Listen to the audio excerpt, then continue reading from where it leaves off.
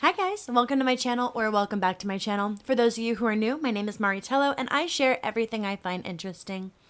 And today, I'm finally going to talk about Poppy Playtime again. Now, I have made multiple Poppy Playtime theories on both my YouTube and my TikTok. If MatPat was the FNAF guy, I think I might be the Poppy Playtime chick, and I will wear that title proudly, as I have already dedicated 2 years to try and figure out what is up with this game. And I feel like every time I post something, I find something else that is going to help get us closer and closer to solving this game. And thanks to the new orientation notebook, I have made one big discovery. Everything that we know about Playcare is a lie.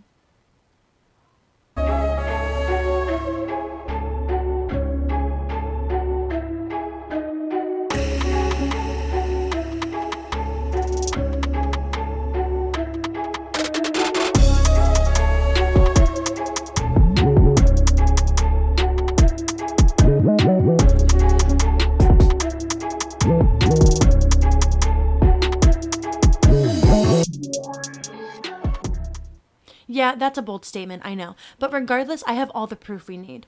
For those of you who watch my TikToks, you know that I just did a 7-part series regarding my first thoughts as I went through the notebook. And I'm also working on a deep dive that will be in production as soon as well.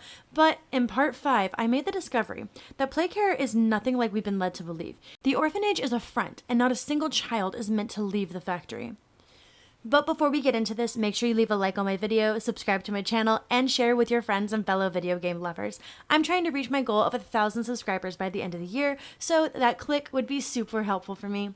Also, as mentioned, I do have a TikTok where I post skits, mini theories, and much more. I highly recommend that you check that out. And with all that out of the way, grab a drink and a snack, and let's dive right in. So as we know, Playcare is the on-site orphanage that was established by Elliot Ludwig in 1976. It is designed as a state-of-the-art childcare system for the orphans. It has a home, a school, a toy store, a counseling office, and a playhouse. We also see in the factory this poster regarding the Playtime Co. Adoption Initiative. This is a program that encourages employees to foster or adopt the children at Playcare. The head of Playcare is Stella Graber, who also oversees the game station, and we'll be getting into the game station just a little bit later. Now, this whole childcare facility is themed around the smiling critters, the toys that began the downfall of Playcare due to the catnap controversy, and we are going to discuss them in other videos I'm working on. However, today we're just focusing on Playcare as the establishment itself. Now, as we know, there's already a dark reason for the game station and Playcare, which is to supply scientists with fresh bodies to turn into toys. For those of you unfamiliar with all of the darker things going on behind the scenes at Playcare, I will go ahead and give a brief explanation. So in 1950, Playtime Co. released their first toy, Poppy Playtime. She was the first doll that not only talks, but listens to you. Now the secret, I think, is Elliot found out how to naturally give a toy sentience. It was completely by accident, and throughout this time, Playtime Co. has hired scientists to try and recreate the sentience given to Poppy. They first started with trying to reanimate small animals like rats, and after many failed attempts, they started taking darker measures. They eventually began human experimentation and ended up with a success, Experiment 1006, aka the prototype. There is a lot more to the prototype than what seems. Again, that is a theory for another day. But since he was a successful experiment after using human remains, the scientists decided to begin using this process from here on. We know that some employees volunteered to help with the project later on as well, as we have evidence of this with Thomas Clark, who volunteered after receiving a lung cancer diagnosis and was later turned into Ron the dinosaur. Eventually, this leads to Playtime Co. to start using the orphans in Playcare, as well as creating the game station to always have a supply of remains. The game station was a series of games to test the skills of a child. The child would be monitored and assigned a toy from those results. So this is why we have the facilities in the first place.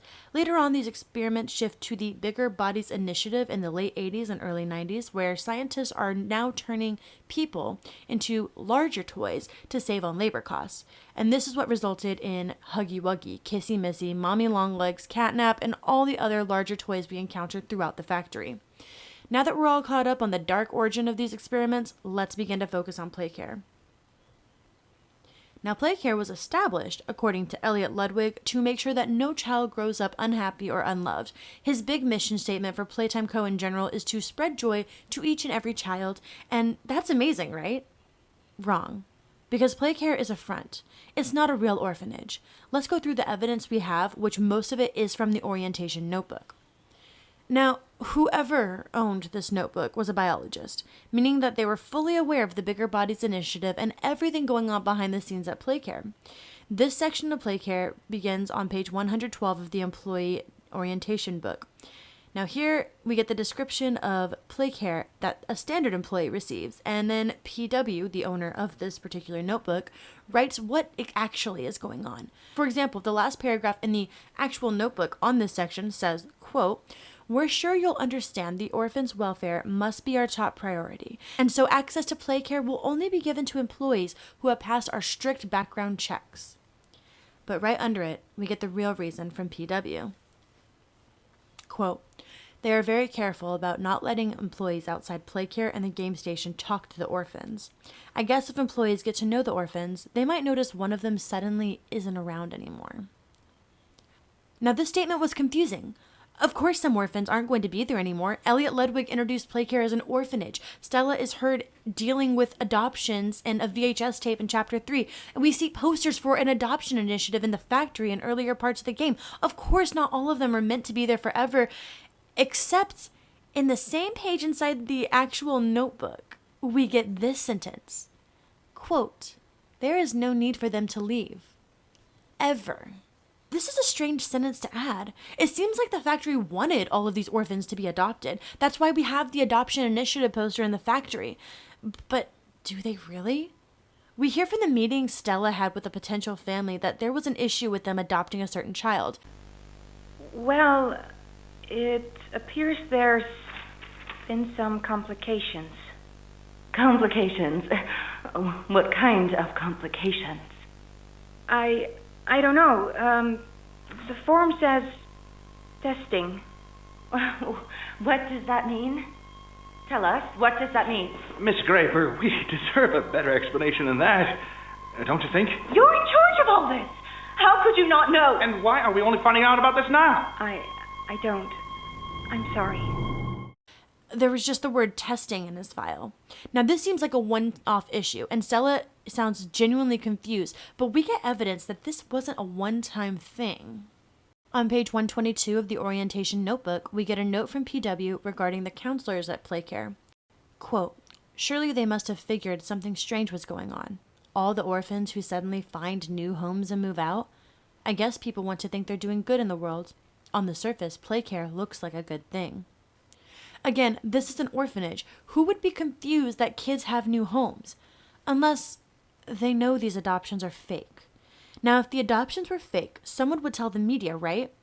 Well, what if they did have a list of people who adopted and fostered successfully? What if the adoption initiative is put in to make the orphanage seem legit? That's right. I believe the only people who were able to actually adopt children from Playcare are the employees at Playtime Co. This would explain a lot. If you work with every person able to adopt, you're able to keep an eye on every orphan. And if employees are able to adopt, it makes the orphanage look genuine. However, anyone outside the company has issues, such as the one we see with Stella. This isn't a one-time mistake. This is purposely done to ensure that Playtime Co. keeps an eye on every orphan and to ensure they don't run out of subjects for the real purpose of Playcare. Not only that, but I don't think these orphans are legally being adopted.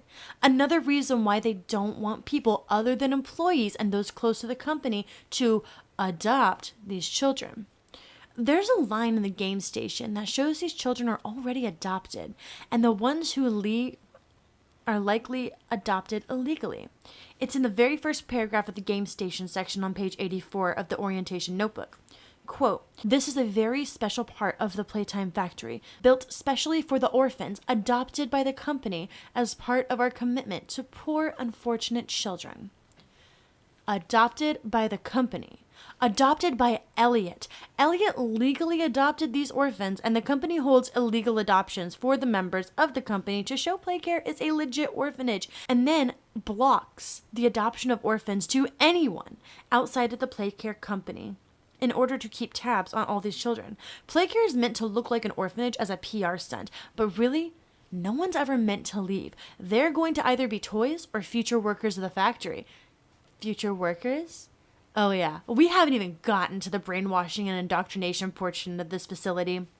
Now in chapter 3, we see that there are teachers created in order to teach the children. Miss Delight. I know what you're thinking. This is either to cut labor costs or keep up with the giant toy theme that's been going on at Playcare. Well, no. PW clarifies the origin of Miss Delight on page 121 of the orientation notebook. Quote, real teachers might be questioning some of the content that's been put on the curriculum now. And what exactly is that curriculum?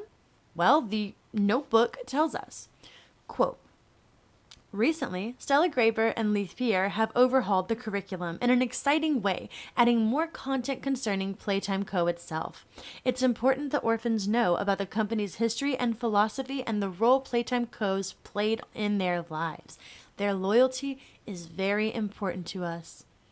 I'm going to bring your attention back to the Playcare section on page 112 because we also get this statement.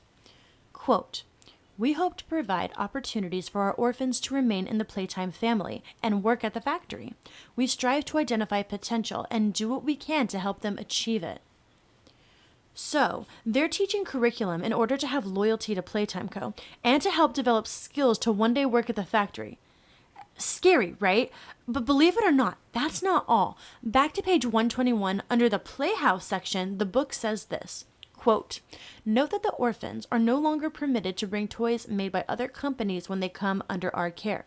If employees see any toys from other brands while working there, they are to remove them. And on that note beside it, PW elaborates further. Quote, and the kids are not allowed to ask what happened to their old toys. Ever. If they mention it, everyone pretends like the toy never existed. Barbie? There's no such thing. So not only is Playcare the best toy company in the world, but the only toy company in the world. This is indoctrination and brainwashing. This is grooming for a job they probably don't even want. This is forcing loyalty upon children. And this is all crazy. And in my opinion, makes the company's story even more dark and disturbing. And it also makes sense to why these children aren't meant to be adopted by anyone else other than Playtime Co. employees. For that loyalty. The guarantee they will only play with Playtime Co. toys their entire life. Playtime Co. is their entire life. It is their temporary home. It is their permanent home. So that's the theory for today. Playcare is a front. No one is meant to leave. The adoptions are staged as legit and will come with issues to not allow adoption processes to go through, and the company will now always have a supply of children for future labor and toys. Of course, that all is just a theory, and you're welcome to disagree, but I feel like this is a very possible thing and has brought us closer and closer to solving the story of Poppy Playtime. What do you think of this theory? Let me know in the comments below. Make sure you like the video and subscribe and share with your friends to help me get to my goal of 1,000 subscribers by the end of the year. I hope you are all having a great day. Stay safe, and I will see you in the next video. Goodbye.